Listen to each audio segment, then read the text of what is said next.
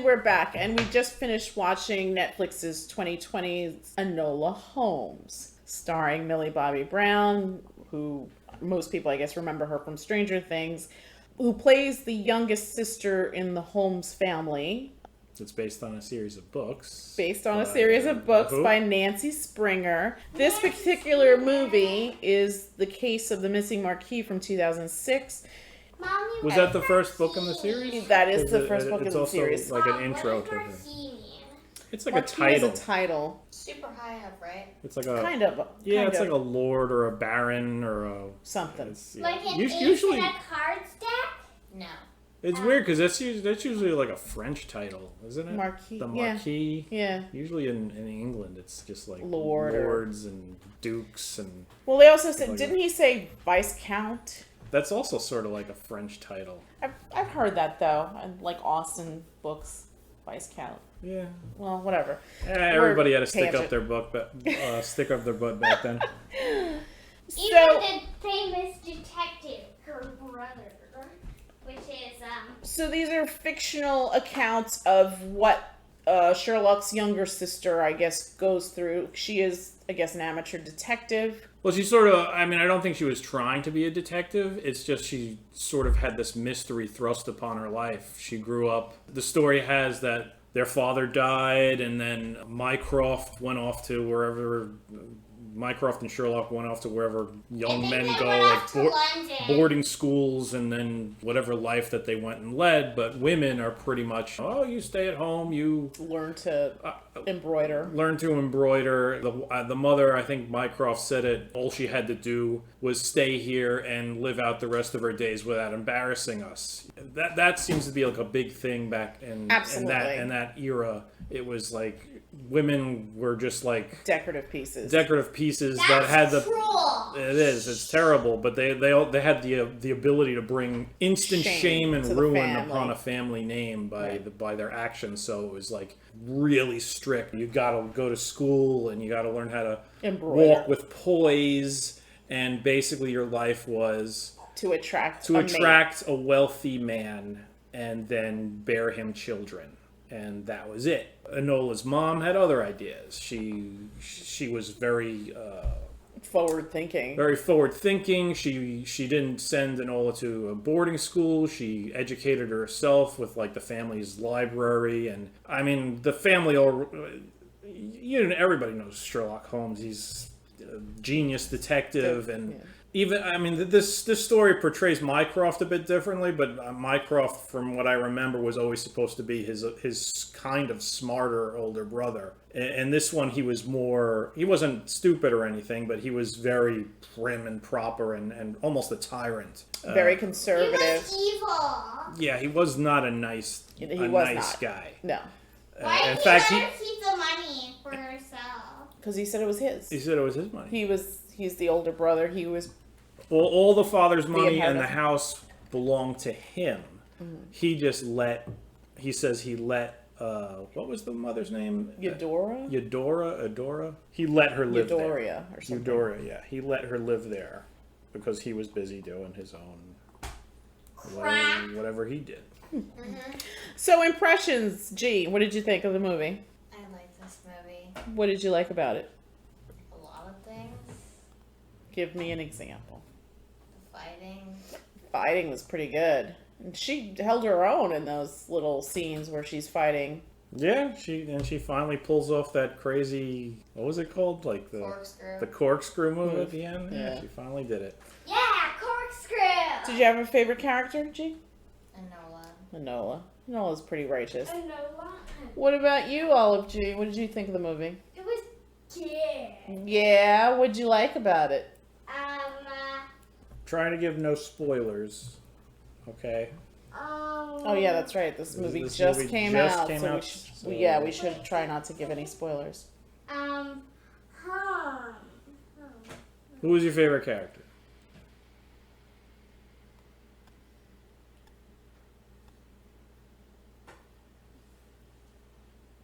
Come on, there wasn't that many characters. Who did you like the best? Well, there's Enola, there's Sherlock, there's Mycroft, there's Eudora.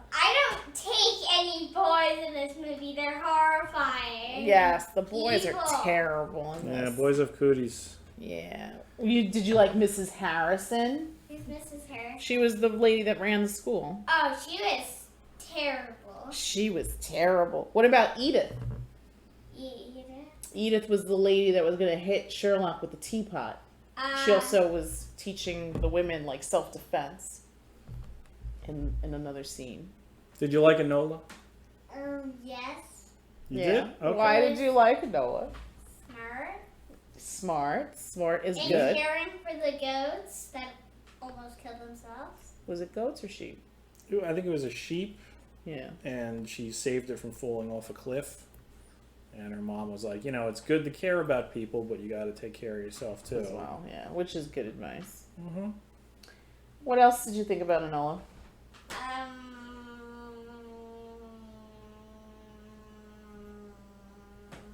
Did she have pretty clothes? Yes, She did, didn't she? And she bragged that old lady, that old bag. Oh, the mean old bag who turned her in, yeah. All right. What's so funny? What did you think about it? I really, really enjoyed this. This Pulling was... teeth out with these kids. I really, really enjoyed this movie. Everything came together very, very nicely. I think I really liked how she broke that fourth wall and spoke to the audience. It was to me, it was very reminiscent of like Parker Lewis Can't Lose. It's like he's talking Blast from the past. he's talking to the camera and like the story goes along, and it didn't bother me, and I think it worked here. It was an interesting kind of plot device to move the story along, to get her thoughts and her ideas. And I gotta say, she is, the more I see her, the more I'm impressed with this kid. I mean, she's only 16 years old, I believe. Really? Millie Bobby Brown, yeah. And just doing really, really good work. Really good. I mean, she was good in that Godzilla movie. Yeah, she's great in Stranger Things. Great in Stranger Things. And it's interesting to see her kind of grow up. Mm-hmm. Very similar to how we saw somebody like Daniel Radcliffe as a child and then as a young actor, who also has a great film trajectory. But getting back to this, I think I really liked it. I'd be curious to pick up the books, maybe even buy them for the kids. I'm always interested in the feminine perspective, and especially with really layered and complex characters. This isn't a girl who follows the norms. Yeah, that needs to be rescued. She doesn't follow the norms. She was taught by this other strong personality, the Eudora, played brilliantly by Helena Bonham Carter too, who doesn't have a lot of screen time, but in the pieces that you see of her, for someone who doesn't get a lot of screen time, she's super fleshed out. Yes, you see her personality. You see sort of like what she's all about, what she's going through, the sort of struggle she has, and just at the end how the struggle is kind of resolved in a way that's nice, know, and it really just, it all came together as far as that. Well. She was, I mean, yeah, they really did a nice job with that. For someone who was only on the screen, or who was only like part of the actual plot. Yeah. Like interacting with the other actors for a very short period of time. She was there in the beginning, but then most of the time you saw her was in flashbacks. And also repeated flashbacks, where they did a nice sort of little trick where it was almost like they gave you a little bit more each time. Yes. Like the first, like there was a scene where she's closing a door on her daughter, and like the last time it looked like she winks at her, right? Yes, and exactly. that wasn't there the first couple time. of times. No. And it was just sort of, yeah, they're really building that up, and that's sort of, it kind of rings true in that you could see that Enola was trying to remember more and more details of that moment. Right. And that's pretty much what happens when you think about something initially. Right. At first glance, you don't remember many details, but as time goes on, more and more details get picked up, and they sort of like change the scene depending upon that. I also thought it was interesting that the flashbacks weren't linear. I thought that was interesting. When I was first sitting there watching it, it sort of bothered me, because you tell a story from beginning, middle to end. But here, the flashbacks kind of jumped. She was little, she was older, she was little, she was older. And it really created like this nice tapestry of what their life was like and gave you clues about how the Eudora character leaves this legacy almost for Enola. As I was watching it too, I thought about Knives Out, where the father, the Christopher Plummer character, and Linda, the Jamie Lee Curtis character, they kind of had this language where they would secret little language, and it was interesting that they loved to challenge each other with. You're right. So, and it was funny because there's a scene, I don't want to give too much away because I feel like, like we said, this is a new release. We're going to try and be as spoiler free as we can. But I think it was interesting how there's this instance where Enola needs to get a message out to her mother, and the way that it's presented in the story is interesting. It's very intricate. It's not something that I guess the layperson would pick up on as immediately. No, it was definitely something that the two of them shared. Yes. I mean, it's not really a spoiler. It's like the flowers. It had something to do with flowers, basically. It was. Yes.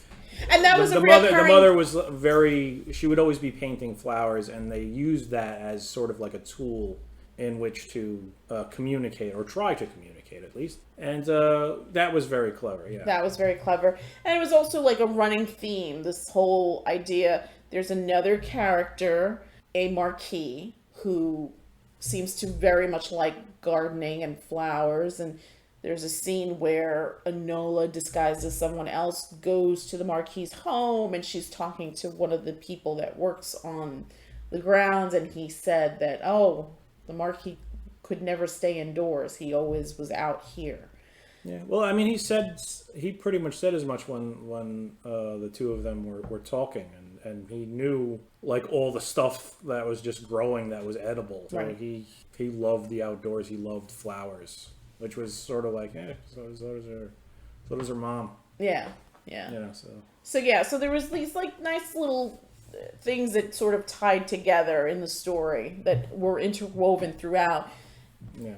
And it was another thing that I really liked was the Marquis on several occasions says he wasn't dumb. Yeah. And that was another thing that I thought was really interesting. And a lot of, I guess, portrayal of young people are shown as being silly and vapid and superficial, and while some of that is true, in this case the writer Nancy Springer shows us how important it is to kind of live your truth, find your voice, and be the best that you can be. And I think that's such a powerful message. And especially, and again, not to take away from young boys, but being the mother of daughters, having been a young girl myself, I grew up in a time where I had parents from a very strict conservative Hispanic upbringing, and that got translated to us, and we were definitely brought up as speak when only spoken to, and spare the rod, spoil the child kind of thing. And it's different from this younger generation, and I'm very happy for that, because I think that when you talk to kids, when you include them, when you give them the tools to really, really be successful, kids really can do great things and become extraordinary people. Yeah. I mean, I thought it was nice that the film championed intelligence, yes, rather than just dumb luck or you'll be popular if you let the boy kiss you, or superficial or whatever attitudes silliness and silliness like that. It showed that you could be better. You could be good. Yeah, I think I'd be curious to see what the series is like and how Enola progresses. Again, I think this is the first in a series. I think if this does well, I think Netflix will continue with this series. I hope it does, because it was a very well done movie. I mean, the pacing was good. The acting was great. Fantastic. The sets were great. Everybody did a great job. Good script. Millie, it moved. Millie Bobby Brown to Henry Cavill. 2.5 hours about, but it moved pretty quickly. It was very, very well done.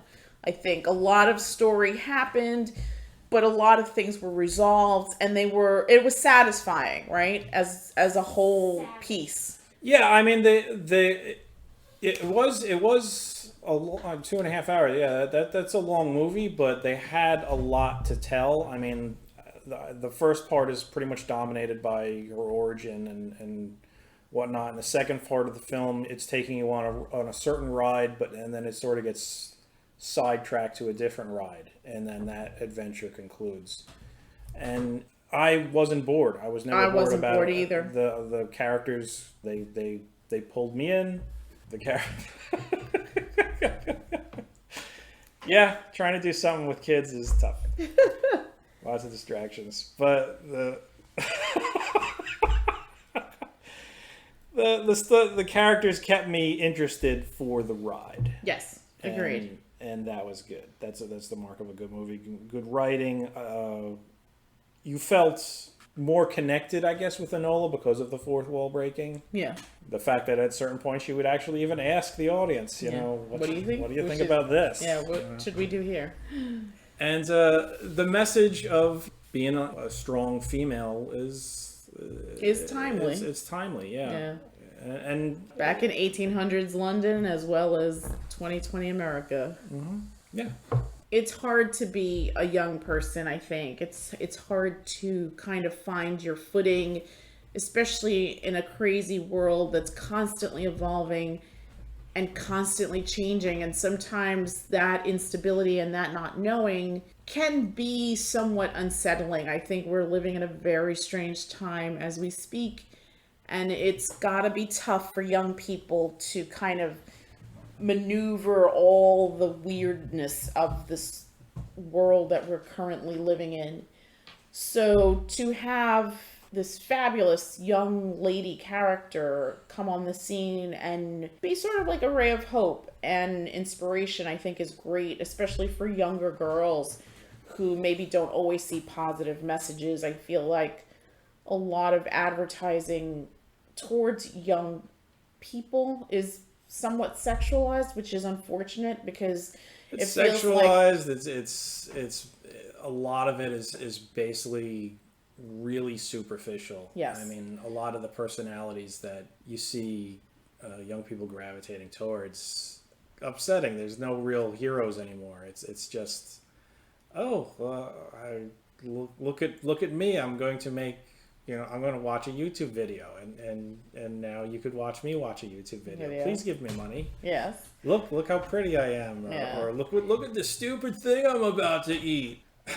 Yeah, I mean, it's true. These are the new heroes, and it's refreshing to see someone who's nuanced and complex and layered, and really intelligent. There's nothing wrong with being intelligent, and it's one of those things that, especially when I was growing up, like Cosmo or 17 would be like, oh, you want to bag the boy, be flirty and kind and cute. Yeah. And it's like, yeah, use your brain too. There's nothing wrong with that. I mean, there's nothing wrong with taking pride in your appearance, but sure. Try and round that out with some other stuff. Have something a little bit more. And Enola was cool. I mean, if I was a young person, I'd totally look up to her. She was smart. She was clever. She thought on her feet. She could fight. I think that's all pretty admirable for a 16-year-old kid, instead of somebody that just kind of wants to shrug and suck their teeth and roll their eyes at everything. And so, on a scale of 1 to 10, G, what would you give this movie? An 8. An 8. Okay. What about you, Olive G? What would you give this movie? 14. A 14. Wow. You broke the scale. What about you? I'd give it like an 8 or 8.5. I too would give it an 8. I was gonna say 7, but I was like, you know what? There's more to this than that. I think the script was tight, the set design, the costumes, the acting. there was no minutia here. Everything moved quickly for a 2.5-hour movie. It moved at a fairly brisk pace. I wish we had started this a little earlier. Yes. My children are past due for bed. So that is it from us, and we will bid you all adieu. Good night. Good night.